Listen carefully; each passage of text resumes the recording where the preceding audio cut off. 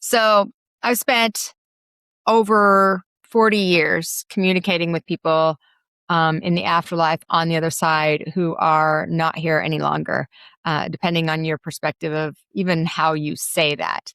And what I've recognized over all these years is that it is, well, it just doesn't happen that they want to focus their attention on things that we in this human realm have a tendency to worry about.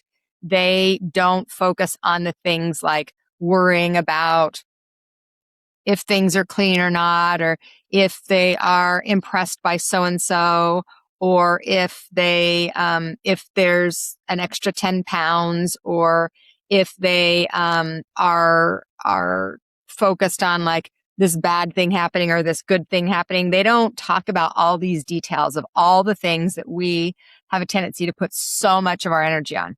What they talk about is they talk about people. They talk about energy. They talk about love. They talk about memories and moments and experiences. I think they have greater clarity and higher frequency. So they talk about the things that actually matter. The thing that you're worrying about today, right now, just think about this one thing that you're worried about today, right now. In 10 years, do you think you're going to be worried about it? On your deathbed, do you think you're going to be worried about it? When you transition this body? Probably not.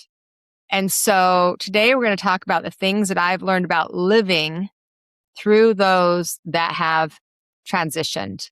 As a psychic medium, I think that makes a little bit of a difference. And so that's what we're going to talk about today. So before we dive in, what I'd love for you to share in the comments is if there is someone that is in the spirit world that you have, I don't use this term, but I know a lot of people do, that you've lost, that's transitioned, that's left their body, that taught you about living. And let's acknowledge them today. Let's dive into that. So let's acknowledge those people that taught you something about living that are no longer here in spirit. Sound good? All right, let's get started, friends. So self-service, that's the way. Welcome to Soul Talk, shine today. All right, friends, welcome to Soul Talk, where spirit meets real life. I'm Dawn Johnston, psychic medium, spiritual teacher, author, and founder of the School of Light. And this is where we talk about the real stuff, the human stuff, the things that are really actually affecting our journey, the stuff that happens between our spirit and our divinity and our humanity, and kind of where that meets in the middle. And today we're going to talk about something that has really shaped my life over the years, and that is what the dead have taught me about living. And, you know, I've been thinking about this a lot because, as many of you know, if you've been part of my community or been listening to the podcast over the last several weeks, I've gone through a close transition in my own life of a close friend of mine. I actually had 2 clients pass away over the last 3 weeks. And, you know, this is normal. This is what happens, right? We leave this life in a variety of different ways. Some we feel are too young. Some we feel are right on time. Some we feel like shouldn't be here as long as they were. And I think that when we're living in this realm, we have a tendency to think that we have unlimited time. We at least live like we have unlimited time.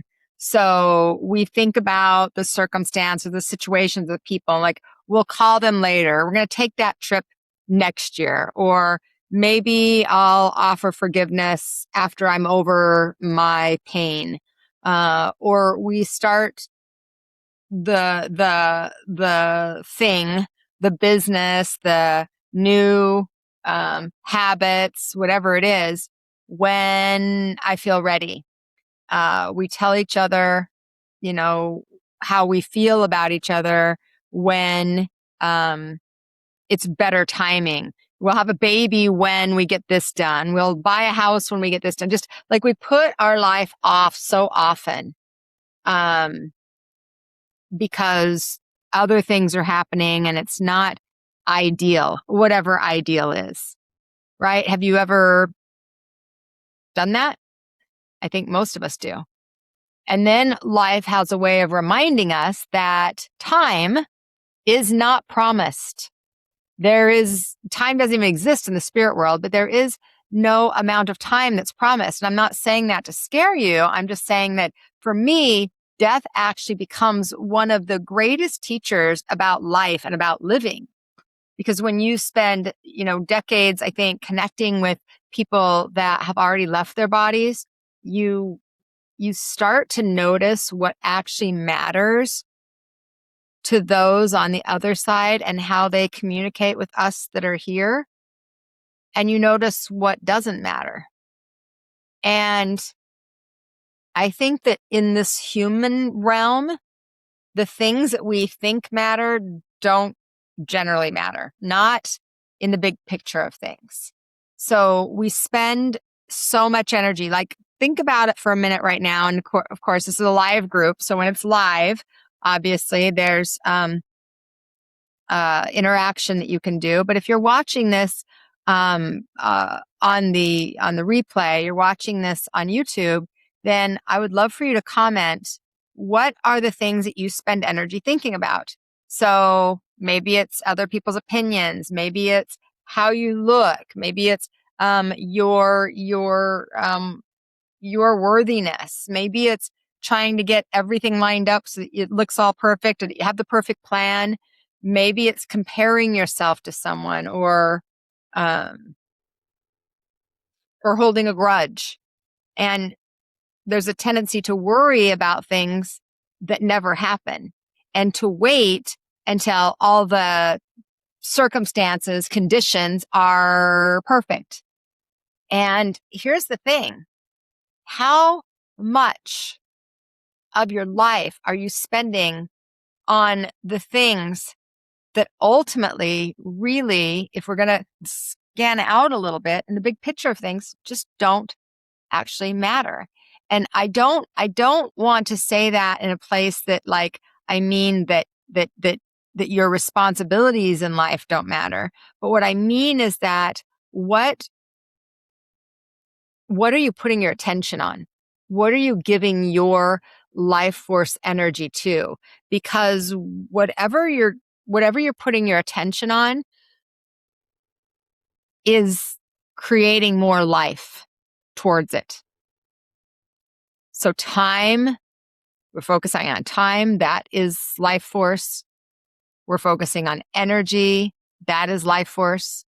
And you only have so much of it. And actually, from the spirit realm, we don't measure life in amounts of time, like linear time. We measure it in the experience. And so we have a certain amount of experiences that we need until we depart this physical planet. And in those physical experiences, we never know when the linear time is up. We don't know when that's going to be.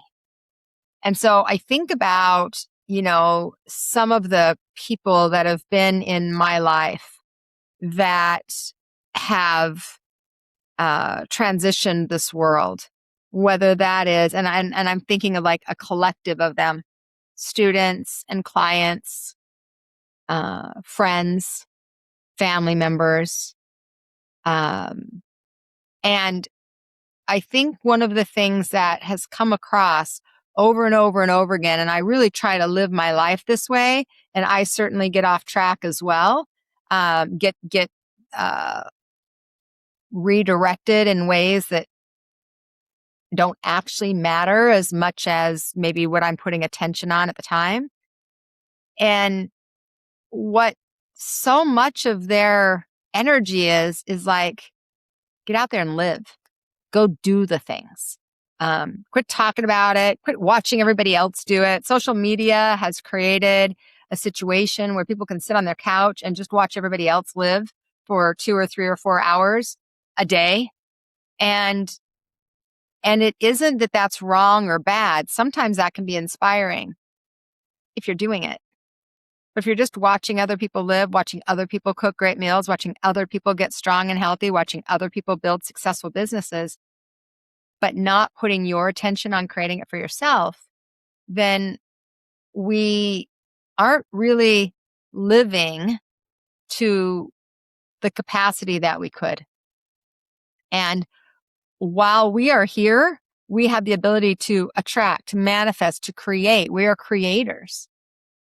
And our loved ones in spirit, when they depart and we have such sadness and grief around their transition, what the message has been over and over and over again is get out there and live for me. If you can't live for yourself because I'm no longer here, then at least put the energy into living for me, in honor of me. And, I think you all know that one of the beliefs I have deeply is that love is the energy that continues. The love never ends. I wrote a book 12 years ago called The Love Never Ends, and Messages from the Other Side. And it is literally about the fact that the love doesn't end. I've seen it, experienced it as a medium. I watched it happen so much when I was doing my hospice work, 2 decades plus ago.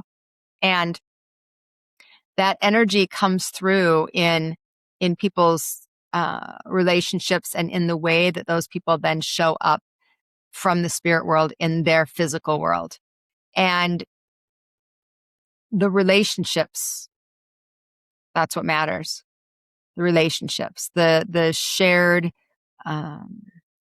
experiences, and the loved ones in spirit come through as a medium. They come through with how much they loved that person, how much that person mattered to them. They share incredible memories or bring impressions to me so that I can see what the experiences were. And sometimes we think it's a big fancy wedding, or it was the huge trip to wherever.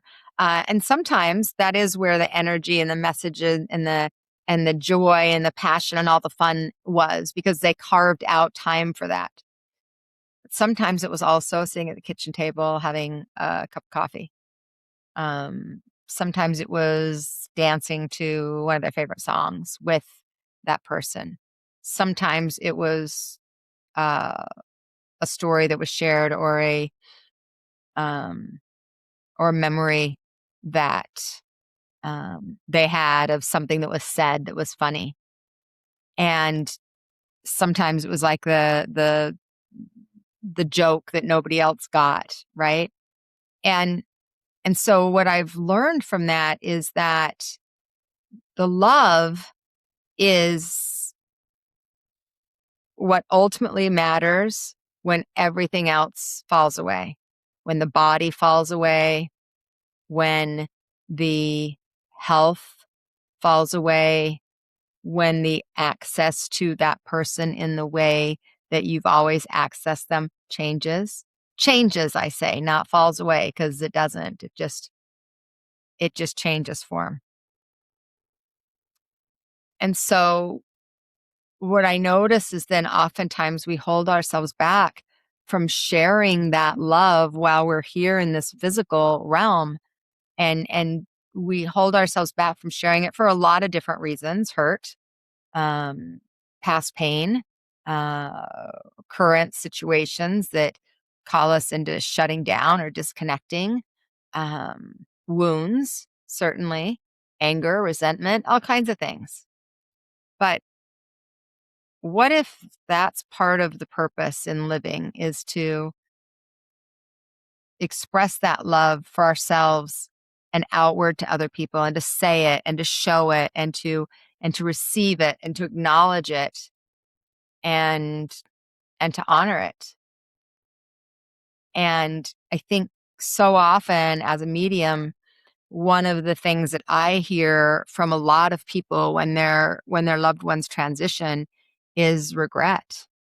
They they'll say things like, I felt like I should call them, or I knew that I needed to say this thing to them, or I really meant to apologize before da da da, or I really wanted to get to that place that we were planning to go.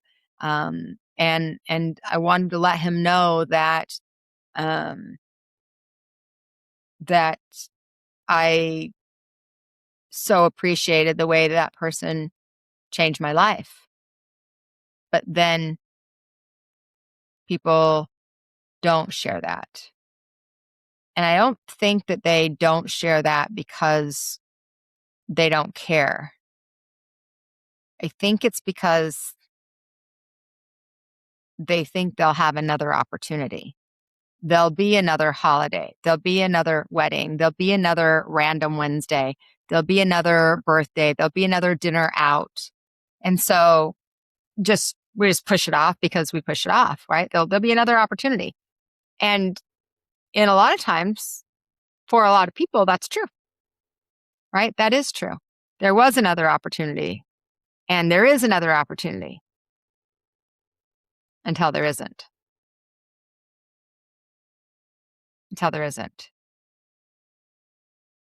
And so I want you to just take a moment right now and think about, is anyone coming to your mind when I said those things? Is there anybody that comes to mind that you're like, oh, yeah, I need to reach out to that person? I've been thinking about that too. And I'd love for you to share that in the chat and in the comments. Is there somebody that popped into your mind and into your heart, into your memory? Did something show up that's like, oh yeah, that rings true? Or maybe you just felt it. If somebody came to mind, put that in the comments. Maybe just put a heart in the comments. You don't need to tell me the story. Story doesn't matter. It's just, did you have an awareness that there is somebody that's coming to mind that maybe you want to make a commitment to yourself to take some action or to do something with that, that little nudge that you got. And maybe this shows up as a way to just share with somebody that you care about. Hey, you matter to me. So I would love to hear that. Those of you that are live, tell me just what pops up, what pops in for you when you listen to that little segment. And as we are talking about that, what kind of shows up for me is forgiveness. Forgiveness can be super hard, right? It can be super hard as a human because our ego is involved and we want to be right and we want to make sure that, we're not being taken advantage of and all those things. But forgiveness looks very different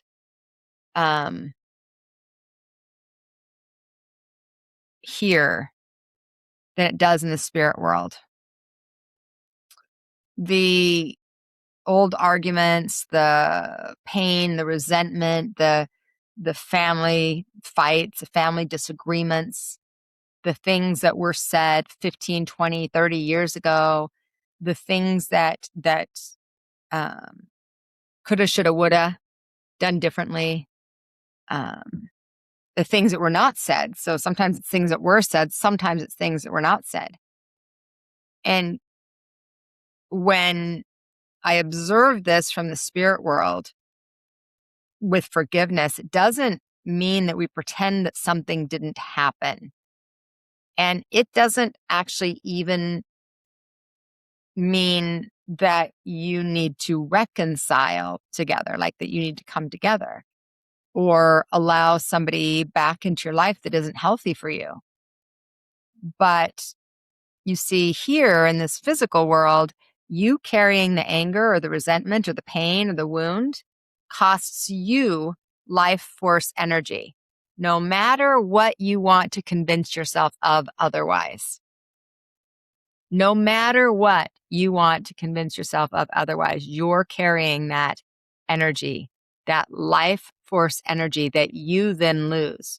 So instead of thinking of, is that person, does that person deserve my forgiveness? Maybe the way to think about it is, do I deserve forgiveness? Do I want to spend my energy, this precious life force energy, carrying this?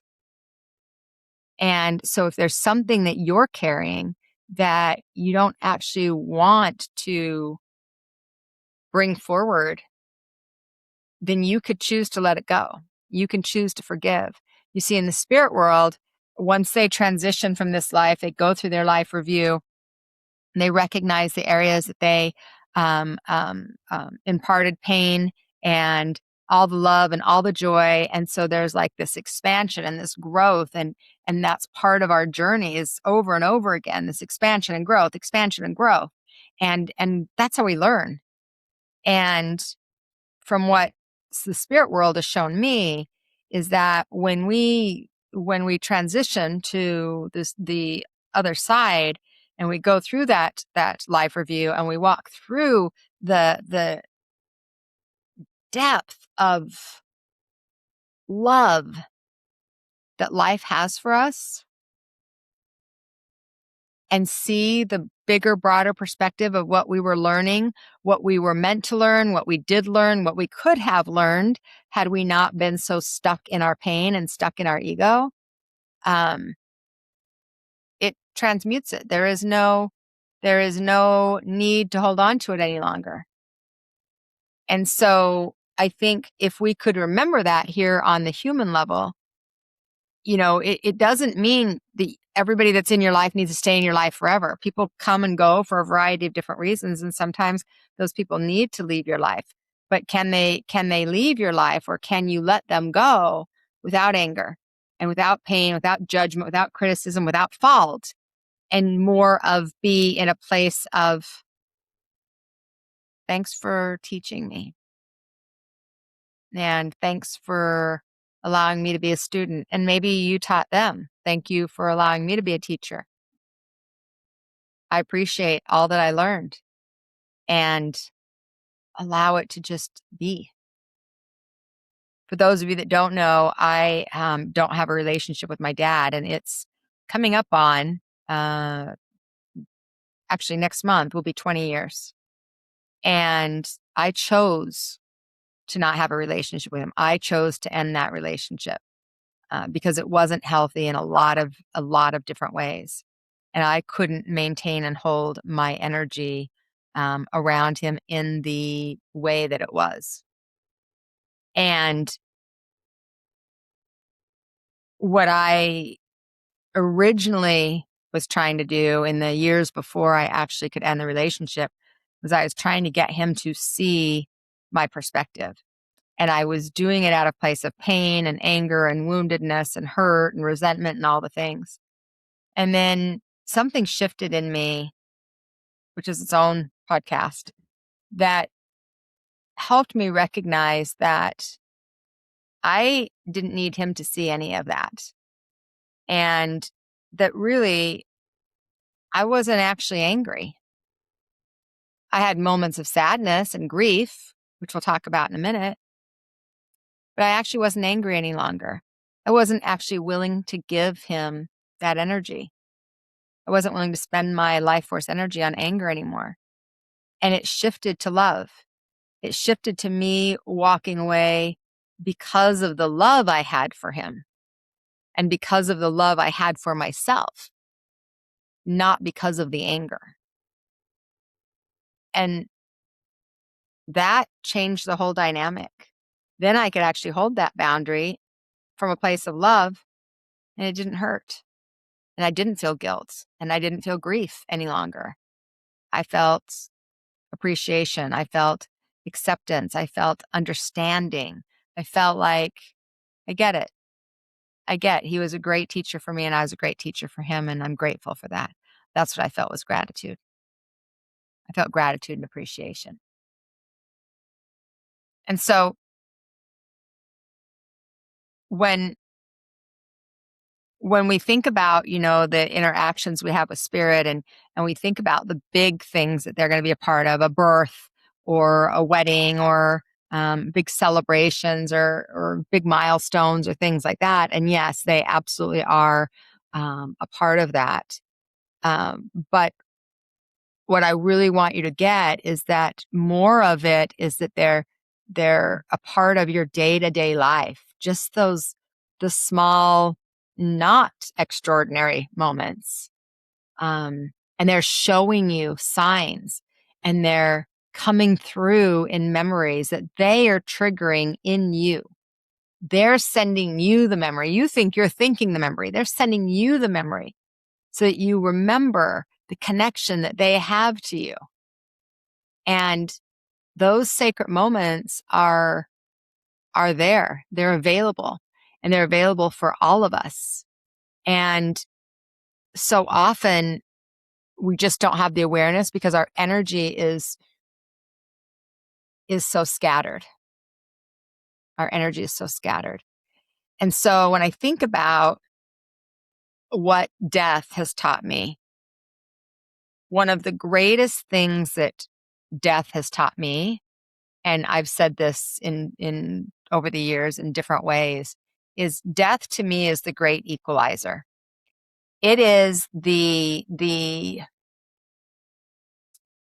it's the energy that, and the experience that all of us will go through. Every single one of us. And it doesn't matter how much energy you have. It doesn't matter how successful you are. It doesn't matter how many followers you have. It doesn't matter what your title is. It doesn't matter what your job is. It doesn't matter the kind of house you live in. It doesn't matter the kind of car you drive. It doesn't matter how many kids you have. There is one thing that we all have in common. Well, probably two. And that is we will be born and we will die. Our time here is limited. This round, okay, if you believe in reincarnation, this round, it is limited. And we measure it by time, but it's not actually by time, it's actually by experience.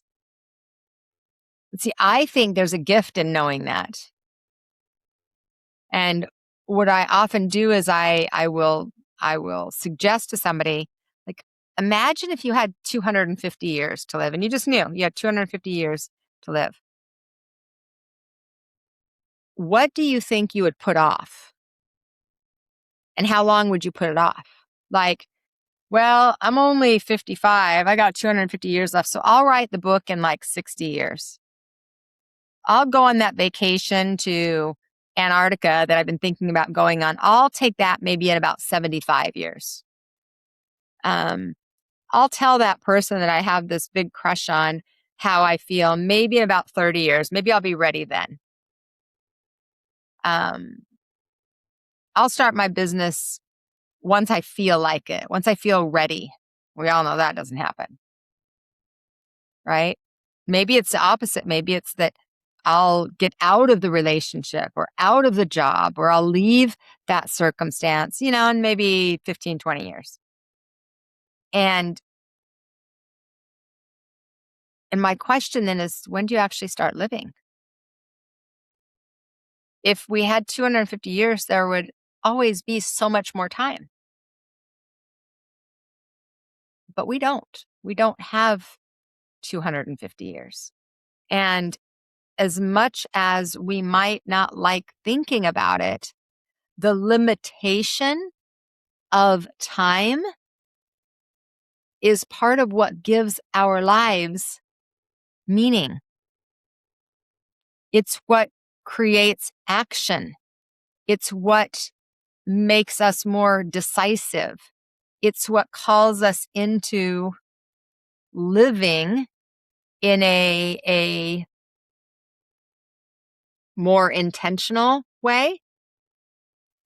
And so death actually creates, for a lot of people, tell me if this is true for you, it creates more urgency. I think especially if you have had somebody that has transitioned recently, it creates more urgency, but not, sometimes this is true, but most of the time, not from a place of panic.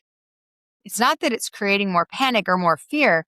It's creating more urgency. Why? Well, shit, I don't have 250 years. If my sister could pass away at 40, if my child could die at 5, if my mother could die at 50, then I want to look at that, right? But the fear that shows up is like, oh my God, I'm going to die, so I better hurry up. That's more of a panic energy. Awareness instead is saying, I'm alive now. I don't have 250 years. What do I want to do with my aliveness? What do I want to do with my aliveness? So death calls us into action. I'd be mindful of which action it's calling you into. Is it coming from fear or is it coming from awareness? But what death starts to ask of us is, what are you waiting for? What are you putting off? What are you holding on to? What dream do you keep just pushing a little further away and a little further away? What are you spending your life force energy thinking about and doing? Because right now it feels like there's an endless supply. That's not true. There is an endless supply, but it's not while you're physically living. Energy, there's an endless supply. And so one of those greatest gifts that I think death gives those of us that are here alive is perspective. It gives us perspective. Because when you start to really understand your time is limited, not from a fear-based place, just from an awareness, from a recognition, then some of the shit you're focused on, you obsess about, isn't so important. The argument that you have been thinking about and just piss you off all the time, is it as important as you've been giving it attention? What somebody thinks about you, if people approve of your choices or your decisions, how you look, if you look perfect or not, kind of starts to become more awareness of like, who cares? You have a life to live for you, for your expression, what you desire, what you want, not for everyone else. And although even as a psychic medium, you guys, I'll have people that'll ask me, when is so-and-so going to die? How old am I going to be? And here's the thing. We don't know how much time we have because spirit doesn't measure things in time. So I don't want to be like projecting fear onto you, but if you need a little bit of a wake-up call to start to get to living, then, you might have 5 years. You might have 50. But what we know for sure is you have today. That's what we know for sure. And what are you doing with this precious day and this precious life that you have? What are you doing with the time that you have? So I don't think the question anymore is, how much time do I have? It's, what am I doing with the time that I have? What am I doing with the gift of energy that I have? And I think being in this realm of psychic medium and working with so many people, not only as a hospice volunteer, so being with many people when they transitioned out of this life, being with many friends and family members when they've transitioned out of this life, and then having had a lot of those experiences younger, and then having a very close one just recently. It's kind of reactivated that part of me that is reminding myself, as why I'm sharing it with all of you, is I've known death pretty intimately. And I think it's one of the reasons why I have a tendency for people have a perspective of me that I am risky, that I take risks, that I try different things, that I take chances, and I do, and it's true. I do have a tendency to be risky. I do have a tendency to go, you know what? I'm going on this place. I want to go on this place. Do you want to go with me? Right? I love to travel. I love to experience life. I want more living while I'm here. And sharing with people that you care about them, and that they don't have to be perfect in order for you to care about them, right? Doing those things that I want to do because there is no right time. And waiting for the right time just keeps you stuck in the cycle. And so I think maybe something to think of for yourself, and I'd love to hear your guys' input on this. We've got people that are watching live right now, and those of you that are watching the recorded version, I would love to hear from you. If you really think about the fact that life is not unlimited, there is a time frame, and you don't know what that time frame is. So if you're in your 30s, 60 feels really far away. Let me tell you, when you're 55, 60 is not far away at all. When you're in your teens, 75 feels like it will never happen and you will never be 75. When you're 55, you're like, that's right around the corner. I'm coming. I'm getting close. And so I really want you to think about that. If you believed that you had 250 years, then what are you going to put off? And then flip it. If you recognize, man, I would put these things off, but now I'm really looking at the fact that my time here is precious. The other question is, what are you going to stop postponing? What is that thing that says that you've been saying, someday I'm going to blah, blah, blah? Let's hear it. What's your someday? What's your thing that is your someday I will blah, blah, blah? Maybe part of why you're watching this video right now, maybe part of why I created this podcast right now,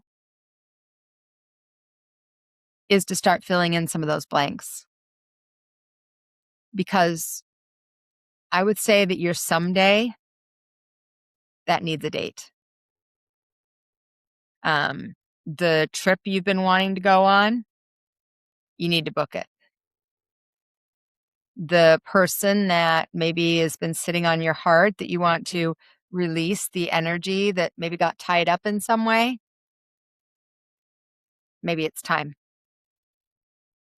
And maybe it's time to just make a commitment to yourself that you're not going to live in a place of pushing things away, but instead live because you have the life force energy now to actually do it.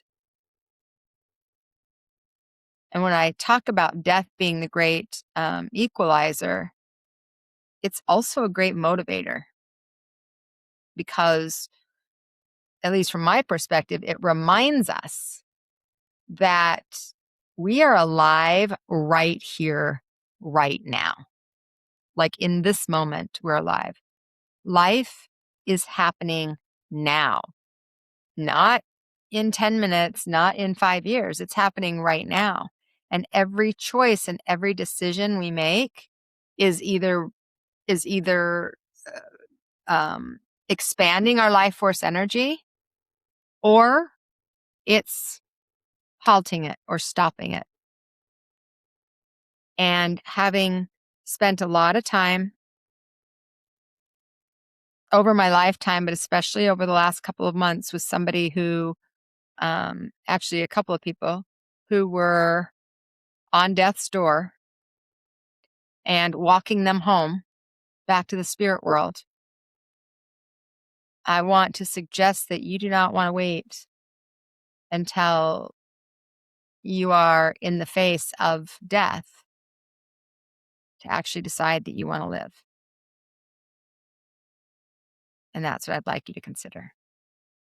So what's the thing you're going to stop putting off? Share that in the comments, guys. Let's hear it in the chat. And in the meantime, let's take a little commercial break, okay? Commercial break. Cheat.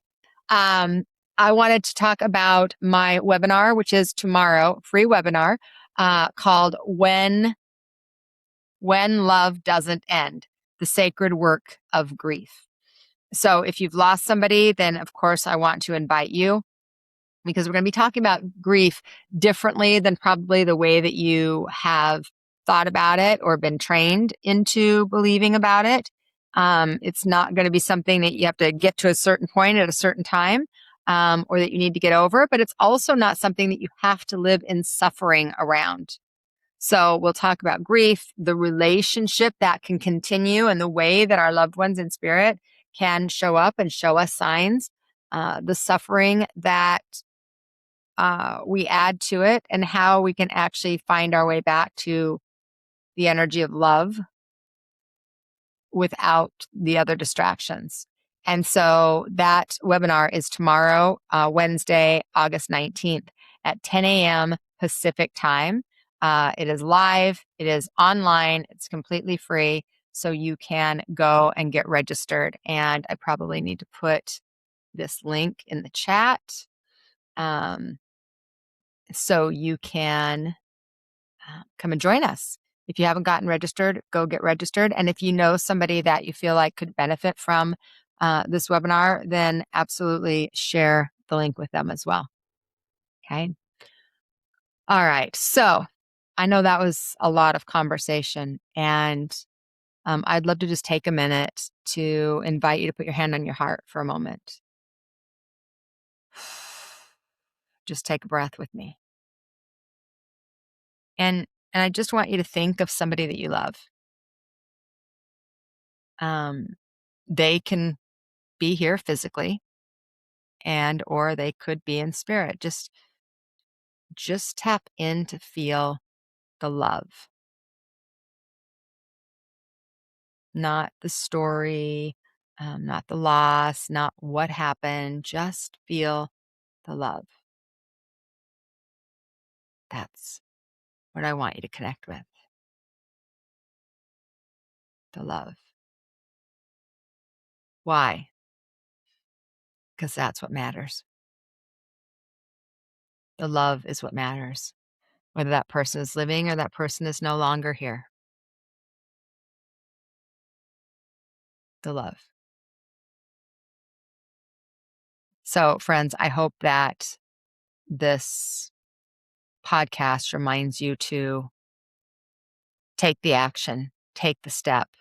That doesn't mean that you need to quit your job tomorrow, or that you need to sell everything and move to Mexico or whatever. But you could create more simplification in your life. Maybe you could take some downtime, or call a friend, or go outside to do your work, or plan that vacation, or do something for self-care, or maybe say no, or maybe say yes. Depends on which side of the fence you're on. Either way, tell somebody you love them. And maybe go look yourself in the eyes and tell yourself that. That might be a good idea too. All right, friends. So it is time for our Heart to Heart segment. Heart to Heart segment is where those of you that are live with me in the live recording of the show gets an opportunity to ask any question you want about any topic you want. It does not need to be about the topic that this program is about. So I get questions that come in early in advance. And so I usually answer one or two of those. And then I will go to the chat and I'm happy to answer those questions as well. Those of you that are joining live, it is up to you. Now you are part of the show. So in that chat, go ahead and throw in your question. And let me read one of the ones that has come up. My dad and I never really said, I love you. He passed away unexpectedly, and now I can't stop thinking about all the things I never said. Do you think he knows how much I loved him? Ah, such a good question. Yes, absolutely he does, because he can feel your vibration, your frequency. He also feels your regret and your pain at not expressing that. But over and above all of that, the greater thing, the great thing about having our loved ones in spirit is they recognize the whole picture, all the interactions, all the ways the web weaved. And what he recognizes is that he never said, I love you. And so as a child with a parent who never taught you to say, I love you, or that it never was just a thing you did. Doesn't even have to be that it was withheld. It just wasn't a thing. And sometimes you don't know that until you get older that something was even missing because you just don't know what you don't know. He sees that web now. And so, of course, you wouldn't say you loved him because he never said it to you. He didn't teach you how to do that. And so the thing I guess I want to remind you all of is that love shows up in a lot of different ways, and it's not always words. Words are one form. It shows up in acts of service. It shows up in the time you spend with somebody. It shows up in buying gifts and presents for people. It shows up in positive feedback and kind words and saying, I love you. And it shows up in hugs and holding a hand and patting somebody on the back. And like all of those ways it shows up. And the saying is just one way. It's just the verbal way. But we can't negate all of the other ways that I love you comes through as well. And so I would just remind you of that. And I hope that answers your question. All right, let me see. Okay, next question is, I love my family, but being around them can be exhausting. Oh, yeah. Come on, let's talk about that. How do I set boundaries without feeling like I'm being selfish? You probably won't be able to. That's the true answer. You probably will not be able to set boundaries without feeling selfish. You're going to have to do it and feel selfish. Now, to be clear, it doesn't mean you're selfish. It just means it's going to feel selfish based on the way that we were brought up, the way we are trained in our lives. It feels selfish to have boundaries. And that doesn't mean it is. It means that's how we were trained. And so when you have people around you that you love, and also that exhaust your energy, you have a right and a responsibility to manage and maintain your own frequency. And so you set boundaries even though it's uncomfortable, even though it feels selfish. And here's the thing, setting the boundaries isn't actually the hard part. That's the easy part. It's enforcing those boundaries. It's keeping that boundary up that is the hard part. And remember, a boundary isn't punishment. A boundary is just kind of a line of demarcation that says, we don't cross this line. That's not okay to cross this line. That's how I'd want you to look at it. And it's a good thing. You have the awareness around it, so it means it's necessary. Right? Great question. Okay, let's see. Let's go to the chat real quick. Are my parents upset because I did not ask them more questions about what they were going through? Absolutely not, Sarah. Here's the thing, you guys, when we ascend, we don't have the emotion of upset. We don't, because we're not in the state, like they have instant manifestation in the spirit world. We're the ones that have this time space reality. And so they can see the greater, bigger picture. They understand our heart. They know where we were at, why we were doing what we were doing, how we were feeling. Like they can see all of that, the whole frequency. And so they don't have a judgment of what we did or didn't do, but they certainly do oftentimes see how we keep ourselves stuck because of our perception of what might have upset them and or what might have made them angry and or what we didn't forgive them for or vice versa. And what they want us to do is free ourselves. They want us to live. Now that doesn't mean not to learn. We want to learn. So we want to consistently grow and expand and heal and learn and grow and expand and heal and learn and grow and expand and heal and learn. Like that's evolution. That's how we reach enlightenment. That's how we ascend, let's say. But are they upset because you didn't ask more questions? How would you know what to ask? And how would you know why to ask the thing that you ask if you weren't taught, if you weren't trained? So we have to come back to a foundational belief that everybody is doing the best they can with what they have at the time that they have it. And that's not easy because that, number one, that gives a lot of people a lot of grace, and some people don't want to give people grace.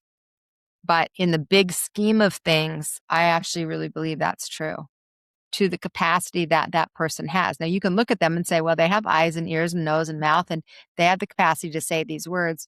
Not if they weren't taught, not if they didn't have an example, not if they didn't have the knowledge or information to even ask the question. And sometimes just not even because they were in such pain themselves.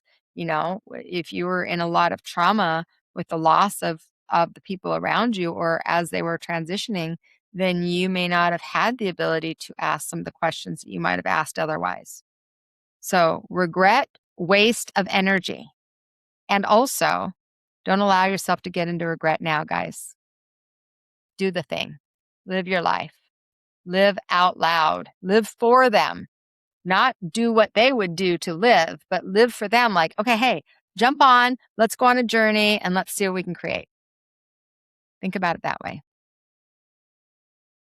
So I'm going to wrap up with just kind of a couple thoughts that came to me as I was prepping for this today.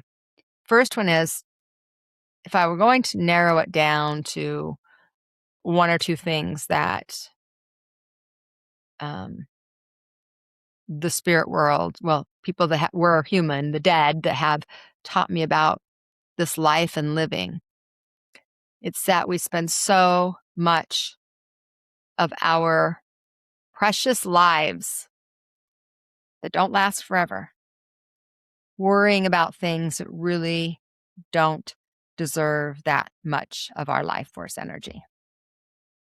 Bottom line, spend a lot of this lifetime worrying about things that don't deserve that much time and energy. So be mindful of how you choose your energy and what you put attention on. So love, express, share it, say it, express it, forgive when you can, create boundaries if necessary. Don't wait for other people to come to you or to give permission. And then live full out, whatever that is. Go to the place, make the call, do the trip, take the pictures. Don't worry about how you're looking. Create the memories. Get into joy. Be present in the day-to-day ordinary memories and knowing that death is absolutely a part of life that will happen. And that doesn't mean it has to be scary. life can be even more precious when you recognize that we don't have 250 years. And what we know is that tomorrow isn't promised to any of us. And for me, that's a reminder to live right here, right now, and to live life full out, because the ordinary moments, from my perception, become the extraordinary ones in however that looks for you. So thank you, my friends, for joining me for today's Soul Talk. I'd love to hear one thing that stood out to you, one aha, one insight, one awareness, one little thing that you're like, oh, hadn't thought of it that way. So if you have a takeaway at all, throw that in the chat, throw that in the comments if you're watching, if you're not watching live. And thanks for spending this time with me. I am here every Tuesday talking about where soul meets real life and how we can get into alignment and really expand this human experience into joy and happiness and fun and play and peace. And I appreciate your presence here. And just a reminder that when we allow our divinity to guide our humanity, we expand our presence and we illuminate the world, and we need everyone's light. And so if you enjoyed this episode, I want to invite you to like and subscribe and share this episode. Comment, that always helps us. It helps the algorithms let people know that, hey, this was a great episode. So if you'd share one little takeaway, that would help out.